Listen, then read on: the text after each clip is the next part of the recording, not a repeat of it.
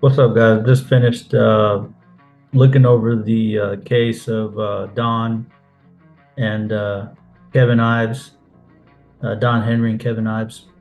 I hope you enjoyed that one. That one was pretty tough to do because there was just a lot of mystery surrounding the thing, a lot of questions that were left unanswered. So, and this stuff happens every day. There's more and more cases happening like this where the medical investigators are not doing what they're supposed to do. The police are not investigating where they're supposed to do. And in these small towns, you got people that have been in office for hours. I mean, for years and years. They're cousins of the mayor or the sheriff or something like that. And whenever the swamp's been stagnant for so long, you can almost bet that there's going to be a lot of corruption there. And I think that's the case in what we faced in this one. And so, just doing a little, I guess, after show about that case. A little something that we're going to start trying to do for, behind the scenes content for people that purchase the Patreon membership. Eventually, what we'll do is we'll start doing like live Q&As and stuff like that where we talk about the case. I want to start even a book club because, man, I've been reading so many good books and there's so many things that we can glean from there. I think we can do it better if we were to read it together and look over it. And so what I did here is I got a few questions that people sent in. And so what I'm going to do is I'm going to read through them and just give you my opinion of what it is. So I'll go ahead and screen share this.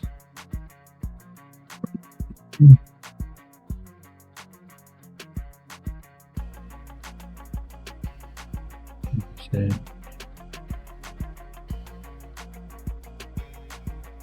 All right. All right. So one of you asked, so what exactly went down the night Don Henry and Kevin Ives were found on the railroad tracks? Well, they went out that night on uh in August in I think it was the 23rd. They went out that night to go hunting. It was around 12 o'clock, but they weren't discovered until the next morning after the conductor had ran over them. But I mean, in all honesty, what I think that went down that night was they went out. They knew what they were going to do.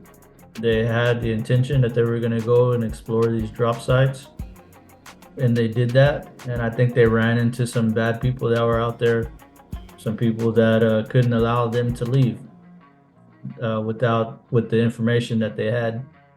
Especially if Dan Harmon was in on it, because if he was there, I mean, and he's a state official. I mean, he doesn't want anybody knowing that he has anything to do with that. I think part of him being busted in '97 was because people started to find out about him, and as they did, all kinds of details came out, and that's possibly how he was, how he came to be brought to justice. So what exactly went down that night? I think they went out looking for whatever was in the woods, whether it was drugs or money. They're young kids. They probably figured they can get in and out and maybe escape away with a little bit. It happens. Next question. It says, initially, Dr. Malik said the boys died because they were too stoned to move off the tracks. What made people start questioning that story? Well, the first people to start questioning that story was the parents. They know their kids. A parent knows their kids, and I know that sometimes parents can make excuses for their kids, and I don't think that they were trying to make excuses for them. I think they knew that their kids probably smoked marijuana, but marijuana doesn't I know back in the 80s, less was known about it, but it doesn't make you to where you're incapacitated like that. And I think they knew that, and they knew their kids, and they knew that they weren't so stupid that they were gonna just fall asleep on some railroad tracks. And so because of that, they were the first ones that were questioning that theory. I think that, Dr. Malik may have overestimated them and just figured that they would take his findings and be done with it and just go through the grieving process and move on. But that wasn't the case.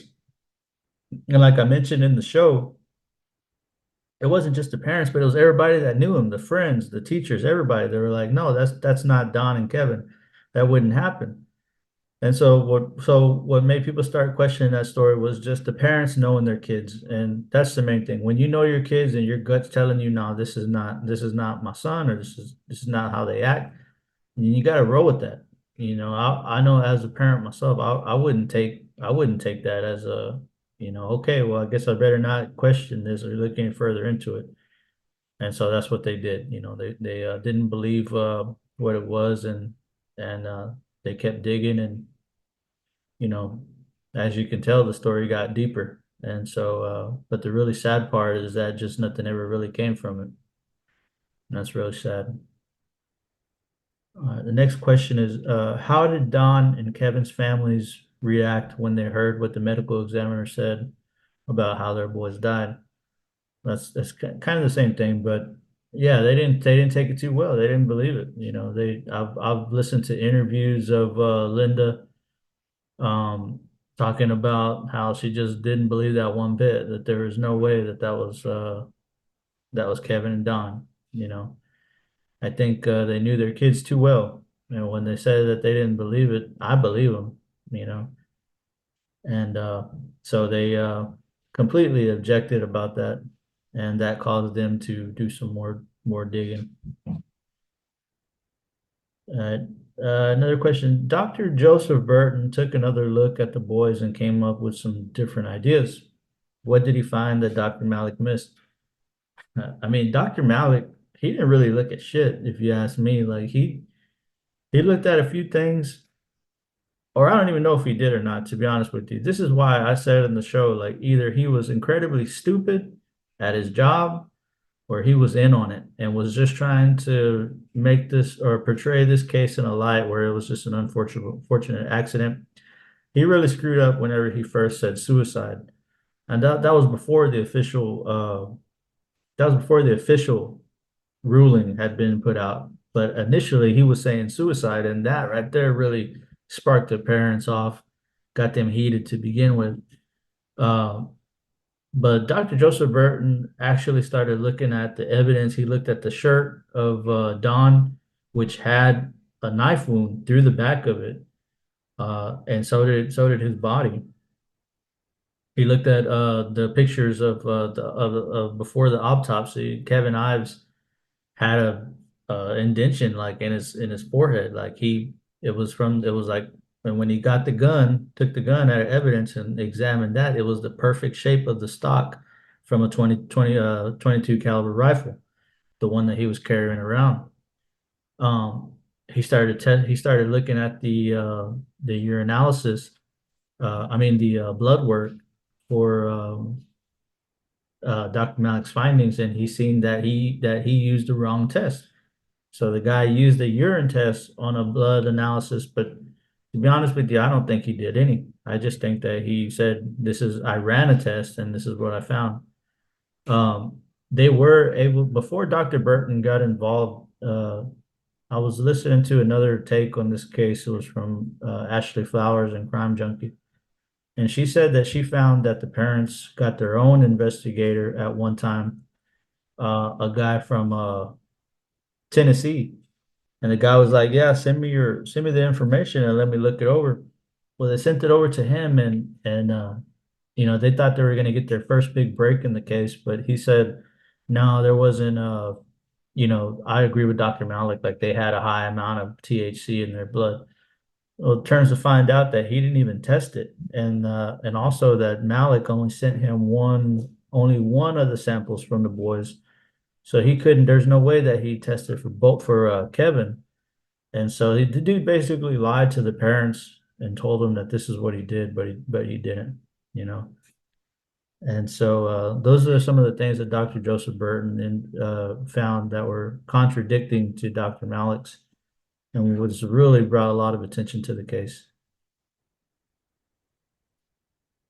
Let's go to the next question. There's a bunch of wild theories about what really happened to Don and Kevin. Can you talk about some of those and whether there's anything to them? Yeah, yeah, I already told you, like during my last final thought of the case.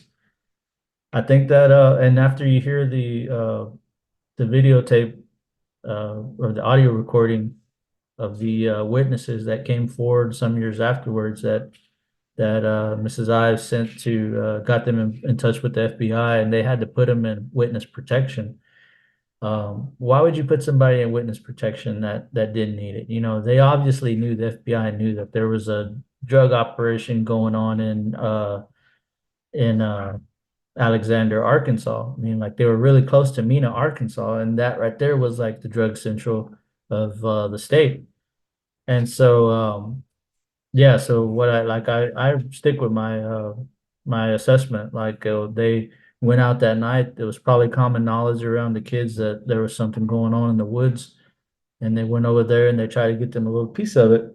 And unfortunately, that was a downfall of them because whoever was there found them and ended their life that night. All right, it says the next question says Dan Harmon was supposed to help solve this thing, but then he ended up in hot water himself. What was his deal? How did his own legal mess affect the case? It didn't really affect the case right away because nobody knew about it. Nobody involved or nobody close to the case knew about it. I'm sure that he's had some associates that were involved in the dirt that he was doing. But no, Dan Harmon was well, exactly what he was running drugs. He was racketeering. He was an informant, basically for the people that were running drugs through that area. And he was just a dirty guy. He's a dirty politician. And it wasn't until 1997, unfortunately, until he was caught up with. But that's whenever he was arrested and charged, and he did a lot. He did a few years in prison and was disbarred and all that good stuff. So, I mean, how was he involved? I think he was involved. I think he definitely had a hand in what was going on with the kids, or what happened to the kids. How it affected the case, well, it just casted more shadow over it. You mentioned that uh, there was already a lot of theories that were going around about what happened, and this didn't help it, you know. Um, and besides getting justice for them, it became more about how many conspiracy theories are there swirling around it. And that was a major problem with this case, you know. All right, question number 7, it says, has anything new popped up over the years that might help figure out what really happened to those boys? No, not really. I mean, we're kind of in the same spot. Uh, in the show, I said whoever wanted this thing to go away, they got what they wanted, and I still stick to that. I think this case went higher than Don, went higher than the drug runners that were through there. I mean, I don't want to speculate too much, but um, I feel like there were more politicians involved, and because of that, it's been hush, hush, hush. Hopefully, one day somebody grows a conscience or something comes through, but this is going to be a tough one for something like that to happen. There's been a lot of digging into this case by cops and private eyes. Do you think they done enough, or is there more that could be done? Well, anything that anything that's being done is important. Even something as simple as covering this case and putting it back out there to the public, that's important. And it'll never stop being important. It'll never be a waste of time. Anytime ears hear this case and talk about it to their friends and talk about it to just anybody they know it's a plus. Um, we need awareness. Not so, I mean, unfortunately, this case for Kevin and Don may be may stay cold, but and there's a lot of other instances where this happens, and awareness about it is important. There's a case about a guy named Sonny Shu that I did in season 1.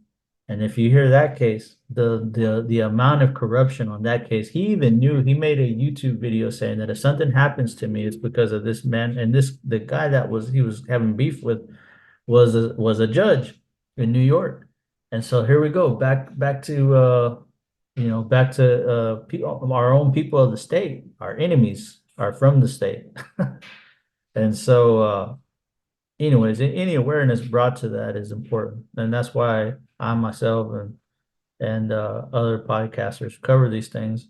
It's not to glorify whatever happened or by any means, but the more eyes and ears that we have aware that these kind of things happen, then that's a plus.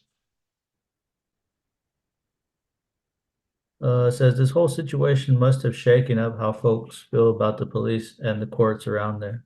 What's the vibe like now?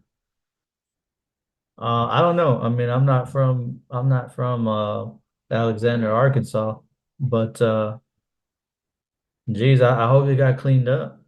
I mean, but yeah, I mean, there's towns. I've been to towns where people say like dirt goes down there. They got a reputation for being shady, you know. And sometimes that never goes away. Like even me being from Texas, like I know that there's towns around here in Texas that I wouldn't stop in if I was driving through, you know what I mean? And so unfortunately there's a lot of that around the United States, and hopefully one day that changes. But it starts at leadership, our representatives of the state. If you're dealing with people that are, not to get too political, but somebody who's weak on crime, somebody who's an enemy of just being tough, zero tolerance on drugs, on crime. Without that, and it starts with court with judges in the smaller towns. We have to have it has to be consistent. If you're letting people out on PR bonds, for serious crimes, and they're repeat offending, and then they bond out again on another charge, and you keep letting them out, and there's no consequences to their actions, and they know that, and so that's why they continue to do what it does, but it brings down the whole area. So hopefully that changes. I don't know what Alexander, Arkansas is like right now, but I sure hope that it got cleaned up. What do you think needs to happen next to fully close the book on what happened to Don and Kevin for their family's sake and everyone else? That's a tough one. I don't really know. I don't really know what can happen. The only thing that I feel like can close this case would be somebody who grows a conscience uh, and wants to get it clear, and they understand that with that they're going to be probably looking at some charges or looking at some time in prison. But that's the only way I really feel like this case will ever see justice. And but because of who's involved or who may be involved, I feel like that may never happen. And unfortunately, that's where we're at on that one. Is that all the questions? Yeah, yeah, that's it. All right, well, that's all the questions. I hope you like this little deal that we're adding to these shows. Like I said, if we get enough people that join to Patreon, then what we'll do is we'll start holding live Q&As. But for now, this is what we got. So also uploaded a behind the scenes of me making the show, and so just a way to create more content. If you're interested in podcasting and have any interest in doing it, you can look at my video and see how the pros do it.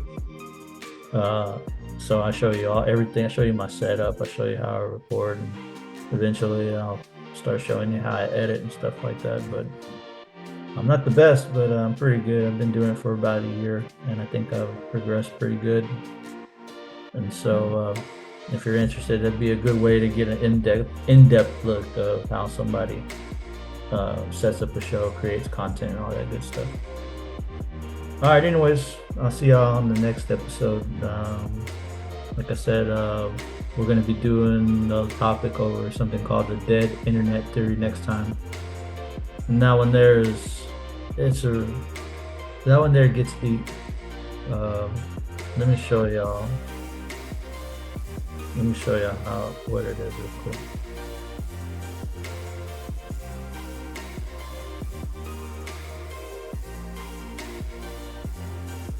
This case is so fresh that I haven't even researched it yet, so I can't tell you exactly what it is, but so I'm gonna look up the quick Wikipedia answer for you. Let's see, dead internet theory. Alright, the dead internet theory is an online conspiracy that asserts that the internet now consists mainly of bot activity and automatically generated content, right? So we're all being fooled and led along by AI. That's what it is. Like there's like the content created by people, their impressions are being suppressed, being placed in the background, and bots and AI created content is being brought up in order to basically like sway the popular opinion and all that good stuff. It goes deep. This one here is serious, and apparently this is not something new. It's been around a long time, and so we've all been being led astray since like 2012 as far as what we've been seeing on the internet. So you don't want to miss out on that one. So be sure you join us next Tuesday, and we'll have that good episode for you. Until then, this has been Rick, Space City X Files. Keep questioning, keep listening, and keep exploring.